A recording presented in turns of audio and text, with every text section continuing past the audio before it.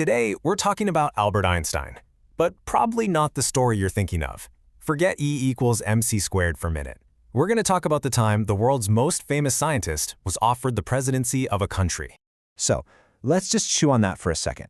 How on earth does a guy who was basically labeled a useless failure end up getting an offer to be president of a whole country? Well, the answer to that really tells you everything you need to know about the man himself. All right, so picture this. It's November 1952. Israel's very first president has just passed away, and the young nation needs a new leader. An unofficial and, let's be honest, a completely shocking letter makes its way to a 73-year-old professor living in Princeton, New Jersey. And listen, this was no honorary title, This was a real, formal request straight from the Prime Minister. They were asking him to lead the country. They even promised he could keep doing his science work. I mean, just think about that for a second. A man with literally zero political experience was being offered a presidency. But to really get his answer, we can't just look at that moment. We've got to go way, way back. Back to a time when the world didn't see a genius. They saw a slow learner, a rebel, and frankly, a failure who couldn't get a job. So from the very beginning, Einstein just didn't fit in. He was a late talker, and his teachers? Yeah, they pretty much wrote him off as slow, maybe even a little dull. But here's the thing. It wasn't that he wasn't smart. The problem was the system. The German schools back then were all about strict discipline, memorizing dates and facts, and Einstein couldn't stand it. He had this burning need to understand why things worked, not just to spit back information. And that, of course, put him in direct conflict with his teachers. And this way of thinking, it really cost him. When he tried to get into the super prestigious Zurich Polytechnic, he absolutely smoked the math and physics parts. No surprise there. But the other stuff, literature, politics, he failed. He actually had to go back to high school for another year just to get in. Can you imagine? So you'd think after finally graduating from college in 1900, things would get easier, right? Nope, not even close. What came next was actually the hardest, most soul-crushing period of his entire life. For nearly a decade, Einstein was basically blacklisted from the academic world.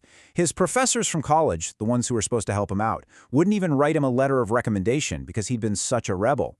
He was sending out applications everywhere and getting nothing but slammed doors in his face, all while watching guys he knew were less talented get great jobs because they played the game. And this wasn't just, a career setback. It was eating him alive.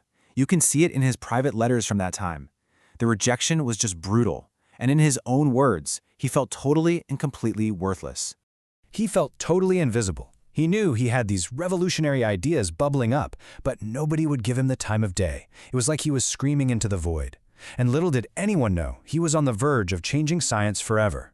And you can just feel the frustration in his words, right? He saw the game for what it was, a system that rewarded people who just followed the rules, not the ones who tried to change them. He was an outsider, and he was being punished for it. So, just when it seemed like all hope was lost, a lifeline appeared, and it came from the most unexpected place. It wasn't some fancy university that finally saw his genius.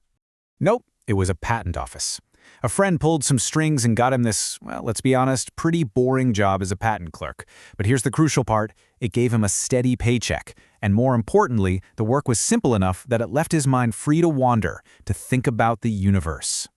And that's when it happened. 1905. Historians call it his annus mirabilis, his miracle year. While sitting at his desk, evaluating other people's inventions, this supposed failure was quietly, single-handedly about to turn the world of physics completely upside down. Get this, in just 1 year, he churns out 4 papers that just change everything. We're talking about the photoelectric effect, a new understanding of atoms, special relativity, and oh yeah, that little equation, E equals mc squared. Just like that, the nobody from the Berne Patent Office was the hottest name in European science. It still took another 4 years, but he finally got that academic job in 1909. Okay, so that brings us all the way back to 1952 and that incredible offer. Now that you've seen the journey, the struggle, the rebellion, the fierce independence, his answer starts to make a whole lot more sense, doesn't it? At 73 years old, Albert Einstein said, no. He turned down the presidency of Israel. His official reply was incredibly gracious and humble. He said he was deeply moved by the offer, but that he just couldn't do it. And his reasons?